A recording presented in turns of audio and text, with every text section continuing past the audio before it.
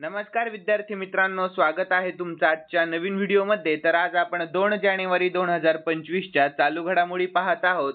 यामध्ये आपण खूप महत्त्वाचे काही 10 प्रश्न घेतलेले आहेत मित्रांनो, आणि त्यांचे स्पष्टीकरण देखील आपण या व्हिडिओमध्ये पाहणार आहोत। आणि तुम्हाला जर या व्हिडिओची PDF हवी असेल तर या व्हिडिओच्या डिस्क्रिप्शन बॉक्समध्ये आपल्या टेलिग्राम चॅनलची लिंक आहे, तेथे तुम्हाला सर्व व्हिडिओच्या PDF अगदी फ्रीमध्ये मिळतील। तर मित्रांनो, वेळ वाया न घालवता आपण या व्हिडिओला सुरुवात करूयात।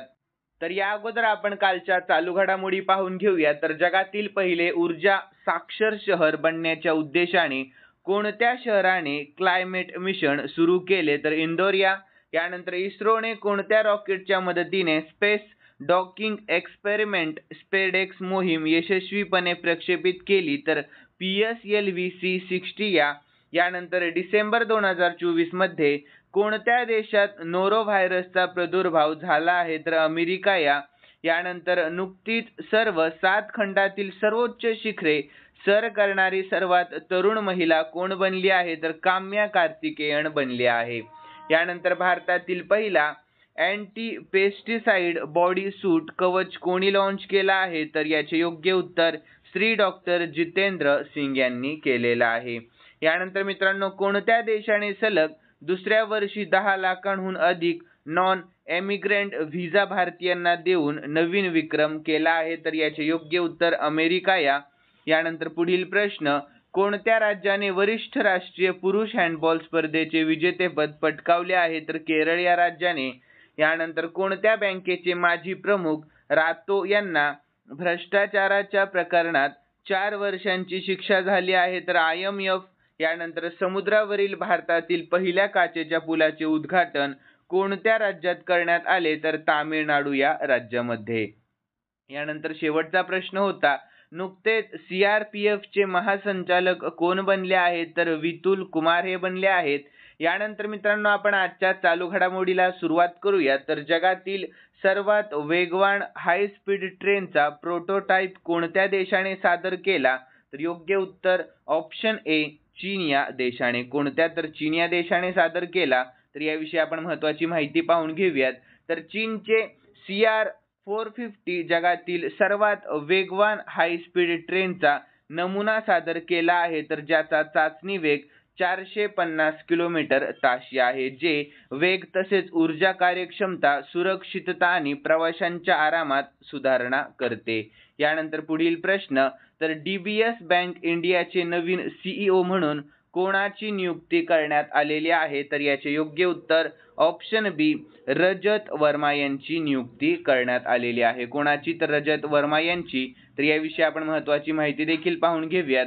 तर रजत वर्मा 1 मार्च 2025 पासून DBS बँक इंडियाचे CEO म्हणून सुरोजित शोम यांच्यानंतर उत्तराधिकारी होतील। तर यानंतर development bank of Singapore limited म्हणजेच DBS बँक ही एक बहुराष्ट्रीय बँकिंग आणि वित्तीय सेवा निगम आहे, ज्याचे मुख्यालय सिंगापूर येथे आहे।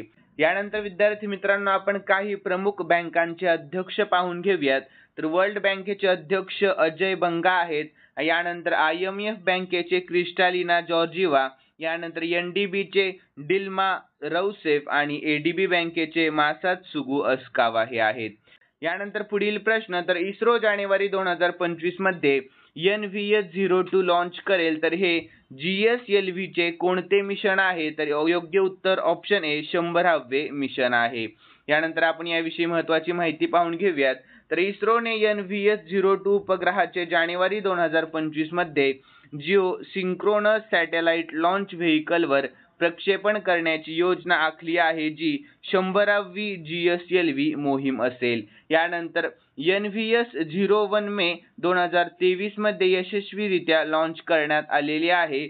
यानंतर GSLV विषयी महत्त्वाची माहिती पाहून घेऊयात। स्थापना 1969 मध्ये झाली। मुख्यालय बेंगळुरू कर्नाटक मध्ये आहे आणि सध्याचे अध्यक्ष S सोमनाथ हे सध्याचे अध्यक्ष आहेत। यानंतर ही अंतराळ विभागाच्या अंतर्गत असलेली एक अंतराळ संस्था आहे, हेही लक्षात ठेवा। यानंतर मित्रांनो, हे भारतातील अंतराळ संशोधन आणि शोध उपक्रमांचे नियोजन आणि अंमलबजावणीसाठी जबाबदार आहे। यानंतर पुढील प्रश्न, तर कोणत्या कंपनीला सलग दुसऱ्या वर्षी सर्वोत्कृष्ट कार्यस्थळ हा पुरस्कार मिळालेला आहे? तर याचे योग्य उत्तर ऑप्शन सी, सेल या कंपनीला. कोणत्या? तर सेल. तर याविषयी महत्त्वाची माहिती पाहून घेऊयात. तर steel authority of India limited म्हणजेच सेलला जानेवारी 2025 ते जानेवारी 2026 या कालावधीसाठी काम करण्याचे उत्तम ठिकाण म्हणून पुन्हा प्रमाणपत्र मिळालेले आहे. तर यानंतर ही प्रतिष्ठित मान्यता great place to work institute इंडियाने दिली आहे. तर हे प्रमाणपत्र सेलला सकारात्मक कामाचे वातावरण निर्माण करण्यासाठी आणि विश्वास वाढवण्यासाठी देण्यात आलेले आहे. यानंतर सेल विषयी महत्त्वाची माहिती, तर स्थापना 19 जानेवारी 1954 मध्ये झाली. मुख्यालय नवी दिल्ली आणि सध्याचे अध्यक्ष आहेत अमरेंदू प्रकाश. कोण आहेत? अमरेंदू प्रकाश. यानंतर पुढील प्रश्न, तर देशातील सर्वात श्रीमंत मुख्यमंत्री कोण बनले आहेत? तर याचे योग्य उत्तर ऑप्शन बी, चंद्रबाबू नायडू बनले आहेत. कोण आहेत? तर चंद्रबाबू नायडू. तर यानंतर आपण याविषयी महत्त्वाची माहिती पाहून घेऊया. तर आंध्र प्रदेशचे मुख्यमंत्री चंद्रबाबू नायडू हे देशातील सर्वात श्रीमंत मुख्यमंत्री आहेत. तर त्यांच्याकडे 931 कोटी रुपयांपेक्षा जास्त संपत्ती आहे. तर पश्चिम बंगालच्या मुख्यमंत्री ममता बॅनर्जी या 15 लाख रुपयांच्या संपत्तीसह सर्वात गरीब मुख्यमंत्री आहेत.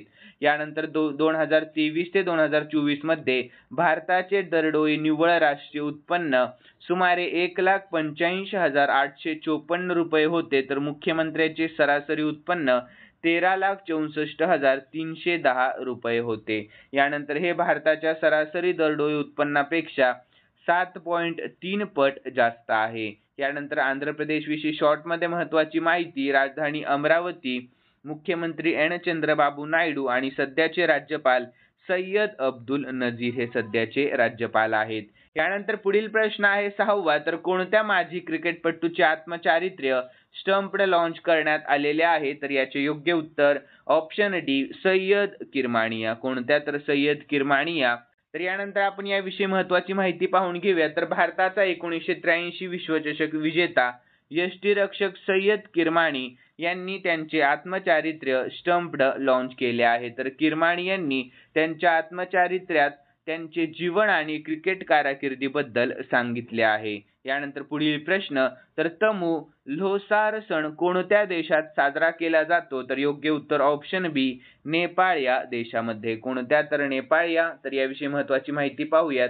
तर तमू लोसार हा नेपाळच्या सांस्कृतिक लँडस्केपचा एक महत्त्वाचा भाग आहे, जो विशेषतः देशातील डोंगराळ आणि पर्वतीय देशांमध्ये आणि विशेषतः गुरुंग नावाच्या समुदायासाठी हा सण गुरुंगच्या सणाशी संबंधित आहे. यानंतर जो गुरुंगाचा नवीन वर्षाचा उत्सव म्हणून ओळखला जातो, तर जो नूतनीकरण, एकत्रता आणि सातत्य दर्शवतो. यानंतर नेपाळ विषयी शॉर्ट मध्ये महत्त्वाची माहिती, तर राजधानी आहे काठमांडू, चलन नेपाळी रुपया आणि सध्याचे पंतप्रधान खडक प्रसाद शर्मा ओली हे आहेत.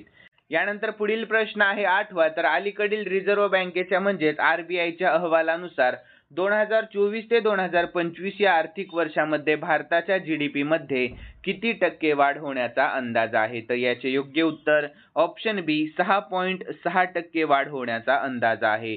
तर याविषयी आपण महत्त्वाची माहिती पाहूयात. तर RBIची स्थापना 1 एप्रिल 1935 मध्ये झाली. मुख्यालय मुंबई आहे आणि 26वे गव्हर्नर आहेत संजय मल्होत्रा. कोण आहेत? संजय मल्होत्रा. यानंतर पुढील प्रश्न, तर अलीकडेच भारताच्या कोणत्या बँकेने युनिसेफ सोबत हवामान कृतीसाठी करार केलेला आहे? तर याचे योग्य उत्तर ऑप्शन डी, इंडोसिंड बँक. कोणती? तर इंडोसिंड बँक. यानंतर याविषयी महत्त्वाची माहिती पाहूयात.